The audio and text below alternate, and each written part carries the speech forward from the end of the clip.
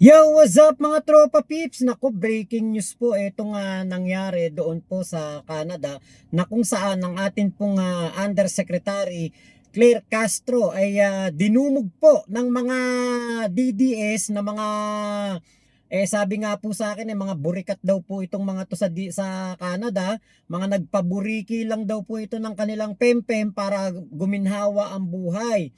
So ginawa pong susi ang pempem para makaluwag-luwag. So nagpabembang sa APAM para po makarating sa Canada itong mga DDS na ito.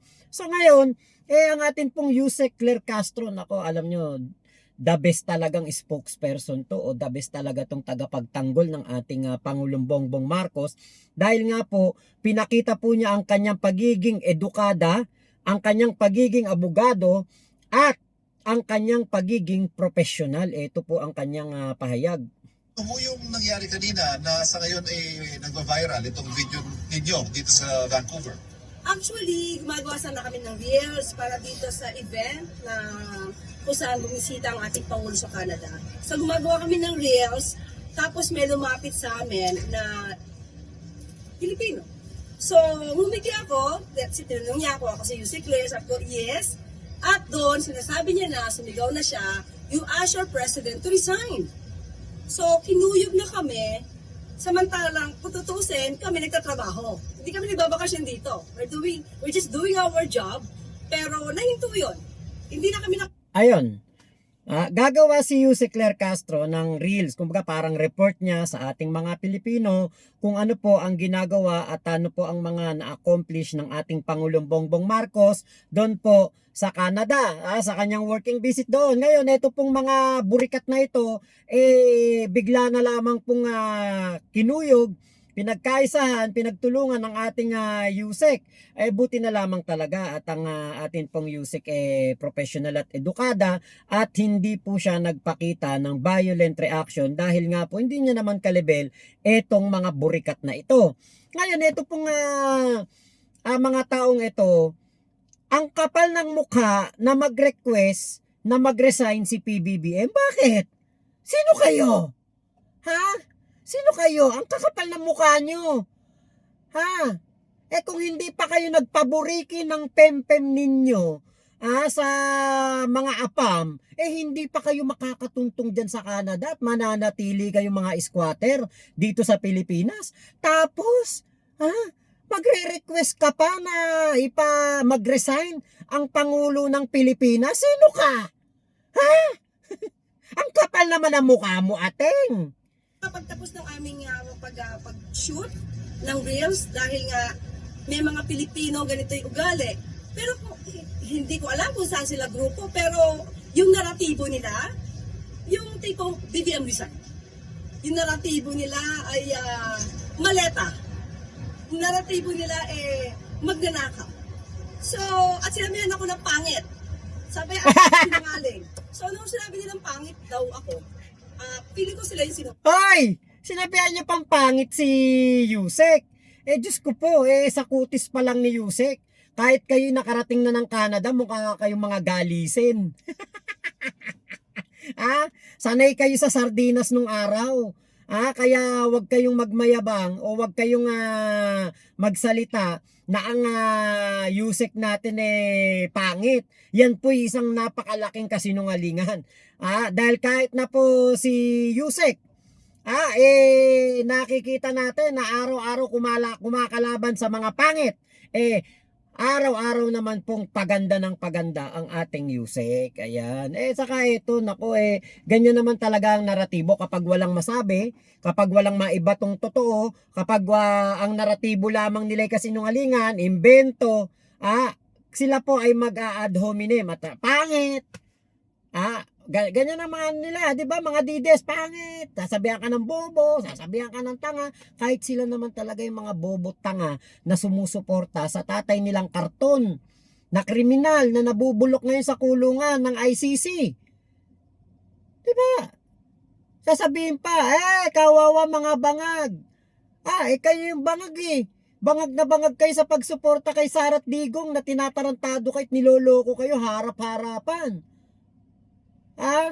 Habang si Digong at si Sara, abay namumuhay ng masarap, namumuhay ng mga bilyonaryo, aba kayo, nagtitiis sa asin.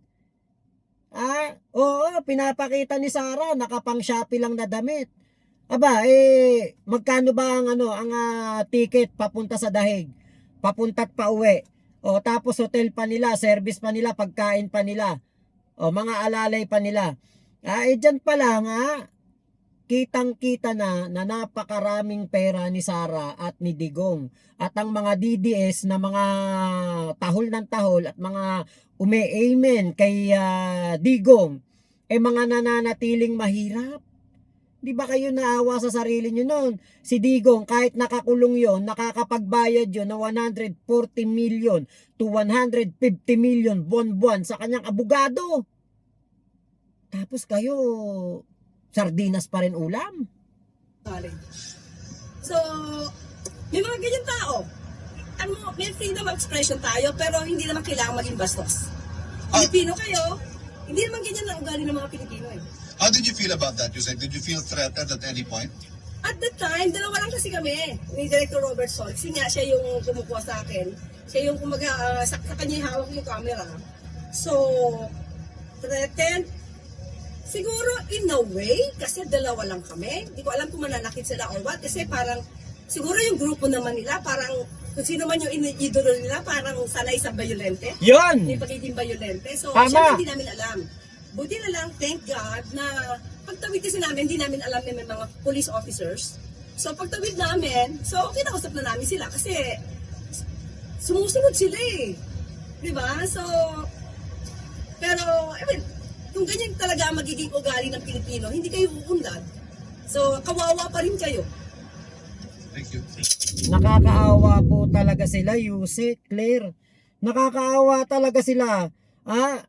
Kitang-kita po yung kanilang pagiging mangmang at pagiging walang alam at nagpapaniwala po sa fake news dyan po sa Canada. Kitang-kita po ang kanilang paniniwala sa mga fake news na isinusubo sa kanila ng mga kapwa nila DDS na vlogger. No, kasi kita nyo ang ating Pangulong Bongbong Marcos, napakarami na pong nagawa, napakarami ng napatunayan, napakarami na pong kumbaga nagampanan niya talaga ang kanyang trabaho. Pero itong si Sara na tamad, lakwatsera, walang ibang ginawa kung hindi manira sa ating Pangulo, yun ang kanilang iniidolo. Pinapakita lamang nitong mga burikat na ito, dyan po sa Canada, na talagang sila po'y mga nabubuhay sa sa yung pagiging mababa, pagiging mga utak squatter, siguro baka nagkapera, mga umunlad ang buhay, pero dahil nga pem-pem lang ang puhunan nila, wala silang skills, wala silang utak, siguro skill nila kung paano sumubo ng hotdog, yun lamang, yun lamang ang skill nila. Bumukaka, yan lang ang kanilang magpabembang, yan lang ang kanilang kayang gawin. Kaya po yung utak nila ay nanatiling utak squatter. Kaya talaga pong nakakaawa sa totoo lang, hindi po kahanga-hanga yung ganyang gawain na pupunta ang presidente na nagtatrabaho dyan sa Canada tapos aasta kayong parang nabili nyo ang Canada. Aasta kayong para kayong mga lokal dyan. Aasta kayong parang inyo, teritoryo nyo, ang Canada. Napahiya naman sila. Bakit? Ang atin pong Prime Minister ay talagang sinuportahan, tinanggap ng napakaayos, buong-buong paggalang at pagrespeto ang pinakita po ng Prime Minister ng Canada kay PBBM. At sigurado ko na hindi po nasira si PBBM sa mga leader ng Canada o mga politiko ng Canada. Ang nasira po diyan etong mga burikat na ito, etong mga pakawalang mga DDS na ito. Puhunan ay pempem para guminhawa ang buhay.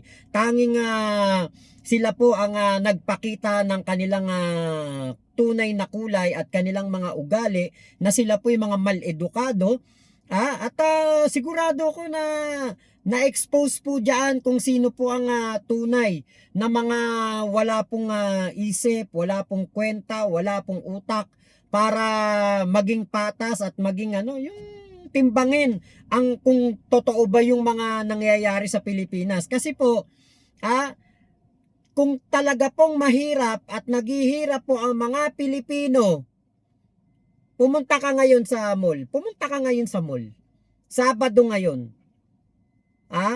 Ewan ko lang kung makapasok ka kagad, makabili ka kagad ng Jollibee o makakain ka kagad sa McDo. Sabado at Linggo punong-puno ang mall. Tapos sasabihin ninyo naghihirap ang buhay ng mga Pilipino. Nung panahon ni Digong walang tao ang mall, kukunti lang. Bakit? Takot lumabas ang mga Pilipino, baka matukhang.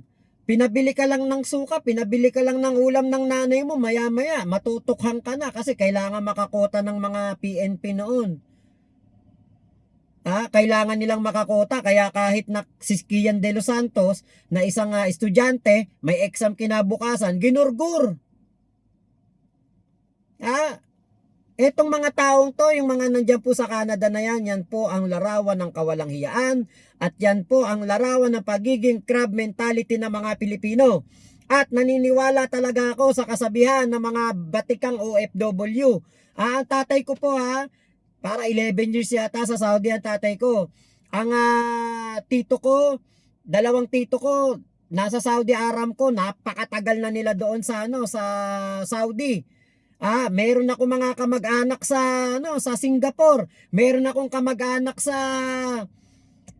Australia. Alam niyo po kung ano sinasabi nila sa akin? Mag-iingat ka sa kapwa mo Pilipino dahil kapwa mo Pilipino ang sisira sa iyo. At yun na nga ang nangyari dito sa ginawa nila kay Yusek Claire Castro at kay PBBM. So yun lamang po. Maraming salamat po sa pagsama nyo dito sa aking vlog na ito. Ingat po kayo, nasan mang panig kayo ng mundo, mas pangit kayong mga DDS kay Yusek Claire Castro.